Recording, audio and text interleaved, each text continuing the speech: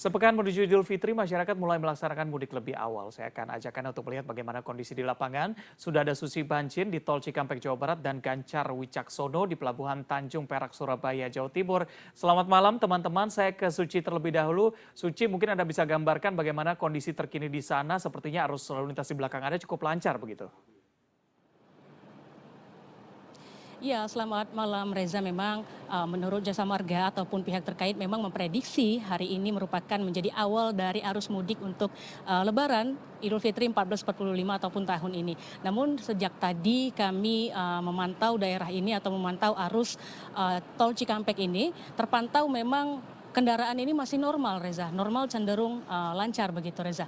Nah, untuk update data hingga pukul 7 malam saat ini itu ada sekitar ataupun lebih dari 22.500 kendaraan dari arah Jakarta tol dalam kota menuju ke arah Trans Jawa. Dan saat ini fotojurnalis Denny Irfan akan menunjukkan kepada Anda situasi terkini di gerbang tol Cikampek Utama. Bisa dilihat memang Jasa Marga dari 6 gerbang tol, maksud kami dari 7 gerbang tol yang disediakan gardu transaksi, ada 6 yang dinyalakan, diaktifkan untuk membantu masyarakat yang ingin mudik begitu ya. Untuk bertransaksi masuk ke jalur Trans Jawa begitu, Reza. Dan jika Anda lihat memang masih ada beberapa kendaraan sumbu 3 yang masih melintas di Cikampek ini. Kalau dilihat dari sebelumnya memang pemerintah sempat menjanjikan bahwa sumbu 3 ini tidak diperbolehkan masuk ke dalam jalur tol begitu, Reza. Namun sumbu 3 ini masih boleh ataupun masuk ke dalam tol. Nanti dilarangannya baru di tanggal 5 April, Reza. Lalu memang di tahun ini Jasa Marga memperkirakan akan ada lonjakan jumlah kendaraan yang masuk ke tol Cikampek sampai dengan tol Trans Jawa. Nanti diperkirakan akan ada 1,86 juta kendaraan, yaitu naik sekitar 5,94% dari jumlah yang tahun lalu. Lalu Reza, kalau kita berbicara tentang Cikampek, ini tentu kita berbicara tentang rekor-rekor terdahulu yang sempat terjadi kemacetan begitu ya, Reza. Nah, di daerah ataupun di ruas jalan tol Cikampek ini sendiri ada beberapa ruas tol ataupun kilometer titik yang harus diwaspadai oleh pemudik, seperti misalnya di KM 70, yaitu di pertemuan antara tol ataupun jembatan layang tol MBZ dengan arus ataupun ruas jalan tol Cikampek ini. Lalu juga nantinya ada peluang kemacetan ataupun penumpukan kendaraan itu di pintu masuk rest area di kilometer 57, Reza. Jadi terkait rest area ini memang pihak Jasa Marga ini telah mengeluarkan aturan ataupun himbauan kepada para pemudik agar menghabiskan waktu di rest area ini maksimal hanya 30 menit, Reza, sehingga bisa bergantian menggunakan rest area ini. Rest area seringkali memang menjadi titik kepadatan pengendara, karena memang di pintu masuk itu seringkali terjadi antrian yang panjang begitu, Reza. Terkait dengan upaya untuk me, me, untuk me, terkait upaya untuk mengurai kemacetan jika terjadi kemacetan nanti, Reza, Jasa Marga sendiri sudah membuat beberapa rekayasa yang akan diterapkan. Salah satunya itu hari ini, Reza. Hari ini Jasa Marga itu menetapkan diskon 20%, yaitu diskon tarif tol 20% bagi pengendara yang masuk dari tol Cikarang Utama sampai dengan tol Kalimalang kilometer 414, itu diberikan diskon sebesar 20%. Jadi yang biasanya dikenakan biaya 400.000 ini bisa hanya membayar dengan 320.000, tentunya dengan uang elektronik begitu, Reza. Dan ini akan berlaku hari ini sampai dengan tanggal 5 April lagi. Kenapa tanggal 5 April? Karena Jasa Marga memperkirakan bahwa puncak mudik itu akan terjadi pada tanggal 5 hingga H-2 atau di tanggal 8 April nanti, Reza. Dan juga rekayasa atau upaya lainnya yaitu akan menetapkan ganjil genap di tanggal 5 April itu dari tanggal 5 April mulai pukul 2 siang hingga tanggal 7 April itu di dini hari pukul 00 sejak tol ataupun dari tol 0 km di tol dalam kota Jakarta sampai nanti di tol 414 km Kalimalang, Semarang begitu Reza. Lalu akan ada juga kontraflow di kilometer 36 hingga 72 dan ini sedikit unik ya Reza karena kalau kita lihat KM 36 itu berarti masih berada di antara jembatan layang MBZ. Ini agak berbeda dengan tahun-tahun yang lalu. Tapi memang pastinya nantinya penerapannya ini akan situasional. Lalu one way tentunya juga dipersiapkan dengan perkiraan diterapkan pada tanggal 8 April sejak pukul 8 pagi hingga tengah malam ataupun pukul 00 waktu Indonesia Barat.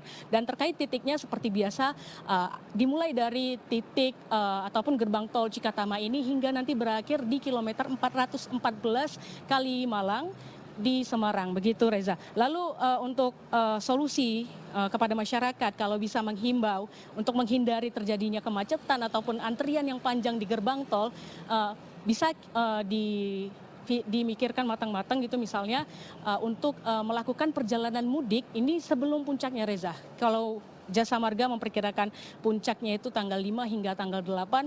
Jika memang masyarakat ini sudah bisa mudik, lebih baik untuk mudik sebelum tanggal tersebut. Nah, sedikit tambahan Reza terkait dengan diskon tarif tol 20% ini, uniknya adalah diskon ini hanya berlaku jika masyarakat ataupun pemudik ini masuk dari gerbang tol Cikampek Utama dan keluar di tol Kalimalang. Dan tadi kami mewawancarai beberapa orang di rest area, mereka sedikit menyampaikan keluhannya atau masukannya kepada pemerintah agar diskon tarif tol 20% ini sebaiknya tidak hanya diterapkan jika keluar di kilometer 414 tapi juga diterapkan jika pengemudi ataupun pemudik keluar di berbagai gerbang tol lainnya yang ada di Trans Jawa.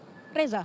Baik, dengan arus lalu lintas yang lancar ditambah juga ada diskon sampai dengan 20%, ini menjadi waktu yang tepat bagi Anda jika memang bisa mudik lebih awal untuk menghindari kemacetan. Kita lihat bagaimana kondisi terkini di Surabaya, di Tanjung Perak tepatnya sudah ada Gancar. Gancar, kalau tadi kita lihat memang di Jakarta atau tol Japek ini masih cukup lancar, bagaimana keadaan di Surabaya saat ini?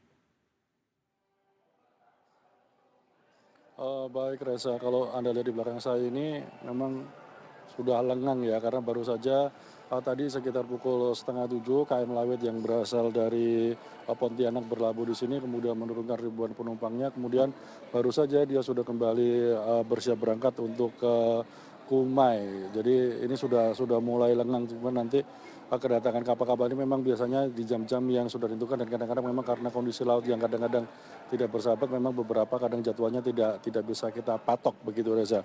Cuman ini puncak arus mudik yang melalui laut ini sudah mulai terlihat.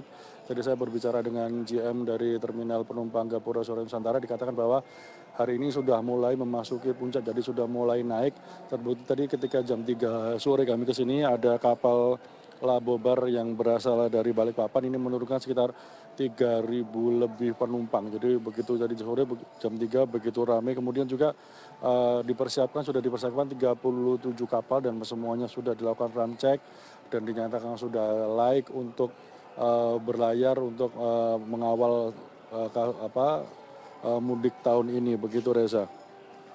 Kemudian jika penumpang diperkirakan tahun ini akan ada peningkatan yang cukup signifikan yaitu sekitar 20%. Ya seperti hari ini saja yang masuk ke Gapura Surya Nusantara ini sudah sampai nanti malam diperkirakan 12.800-an orang.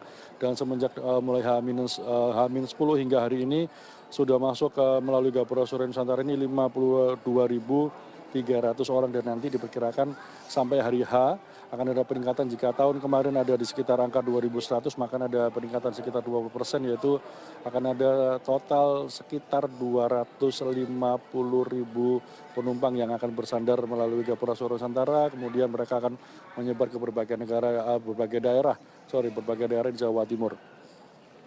Kemudian ini tadi yang cukup menarik adalah adanya mudik gratis. Tadi ada dari PT Pelindo Peti Kemas Surabaya mengadakan mudik gratis. Jadi tadi penumpang yang dari kapal Labobar begitu turun disediakan 10 bis ya itu sekitar 500 orang. Jadi 500 orang ini akan diberangkatkan ke daerah Madiun, Trenggalek, kemudian Jember dan yang cukup menarik adalah ini kan cukup membantu karena biasanya ketika tidak ada mudik gratis seperti ini, maka mereka harus dari sini, kemudian mereka naik Damri menuju ke Terminal Purabaya, kemudian mereka naik transportasi yang lain atau ada yang naik kereta. Tapi begitu ada tadi mudik gratis, mereka bisa langsung ke kota tujuan yaitu Madiun, Trenggalek dan Jember. Dan yang cukup menarik tadi Reza adalah saya bertemu dengan seorang ibu yang akan pulang ke Madiun begitu.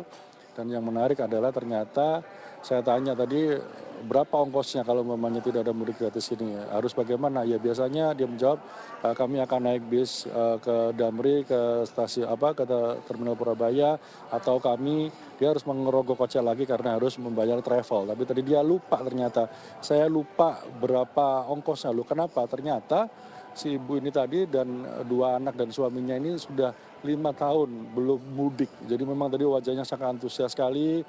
Dia ingin segera kembali ke Madiun bertemu dengan keluarganya.